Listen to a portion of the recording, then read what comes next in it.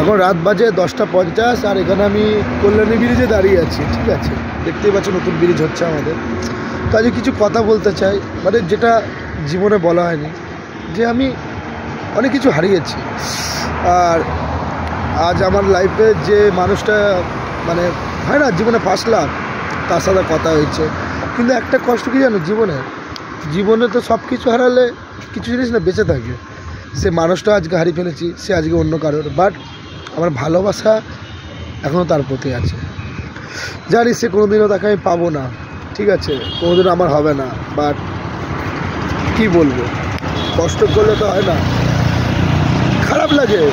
আমি কোনোদিন এমনিভাবে ভিডিও বানাইনি, হাতে ফোন রেখে মুখে ব্লগ মানে ভয়েসে বলবো, এমনি কোনোদিন ভিডিও বানাইনি। আজকে খারাপ লাগে আমার যে কত কিছু হারাবো। আর আমার মনে হয় না যখন ভগবান যখন আমার কপাল লিখছিল না, তার কলমের কালি শেষ হয়ে গেছিলো। মানে আমার যখনই মানে ভালো কিছু লেখা দরকার ছিল ভবিষ্যতে, তখনই কালিটা শেষ হয়ে গেছিলো। ওই জন্য কষ্ট আর কষ্ট। তুমি বলো, সে মানুষটা চলে গেছে, তারপর আমার দাদু দিদা মা, আমার বোনের বিয়ে হয়ে গেল, সব ছেড়ে চলে গেছে, কেউ নেই জীবনে, বা কিছু পাওয়ার নেই, কিছু আশা নেই, বেঁচে আছি। সবাই বলতো বাবাই তোর মতো ছেলে হয় না, তোর মতো ছেলে হয় না। আমি নিজে বলছি আমার মতো ফালতু ছেলে কেউ হয় না। আমার অনেক ভুলও আছে জীবনে, অনেক ভুল। আমি একজনকে ভালোবেসেছি, হয়তো আমি আরেক কাজ করেছি, বিবেক না, আমি অন্য মেয়ের সাথে কথা বলেছি, কিন্তু কোনোদিনও কারোর সাথে রিলেশনশিপ থাকার পর আমি কারোর সাথে এমনি যাইনি। ভুল বোঝাবুঝি হয়েছিল, হ্যাঁ কথা বলেছি আমি, কিন্তু ভুল বোঝাবুঝি হয়েছিল। জীবনে এই যে একটা ভুল না, একটা মানুষের জীবন শেষ করে দেয়। আমি আজকে বুঝতে পারছি আমার জীবনটা কোথায় এসে দাঁড়িয়েছে। আজকে হয়তো তার সাথে আমার নতুন জীবন তৈরি হতে পারতো, তার সাথে নতুন আমার কিছু হতে পারতো, কিছু হতো। আজকে সে অন্য কারো, হয়তো সে আমার হতে পারতো, আর হবে না সেটা আমি জানি। কিন্তু কী আর বলবো, কষ্টের কথা। আমি না ভাবি মাঝে মাঝে যে কোনো ছেলেকে আমি একটা কথা বলবো, ভাই তোরা যদি কাউকে ভালোবাসিস ছাড়িস না।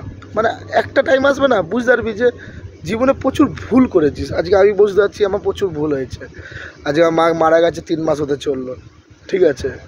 আজকে আমি বুঝতে পারছি একা জীবনটা কি, একা খাওয়া, একা থাকা, একা পড়া, সব কিছু নিজে, মানে তুমি কর্ম করবে, তুমি সব করবে। আজকে আমি বুঝতে পারছি। আমি একটাই কথা সবাইকে বলবো, কাউকে ঠকিয়ে কোনোদিনও জীবনে বাঁচে না। হ্যাঁ, অনেকজনের সাথে আমি কথা বলেছি, যাকে ভালোবেসে তাকে বিয়ে করিনি না, করতে পারিনি। হ্যাঁ, আমার উচিত ছিল।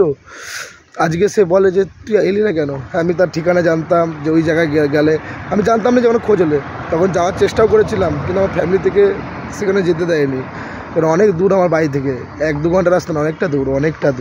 ওখানে আমি একা যাব, তখন আমারও বয়স বেশি ছিল না, কর্মজীবনও খুব কম, নতুন কর্মজীবন। তখন নিজস্ব বাড়ি ছিল না, গাড়ি ছিল না, কিছুই ছিল না। মামা বাড়ি দাদু বাড়িতে মানুষ, আমার ছোটোবেলায় বাবা মারা গেছে, মা বাড়ি দাদু বাড়িতে মানুষ হয়েছি।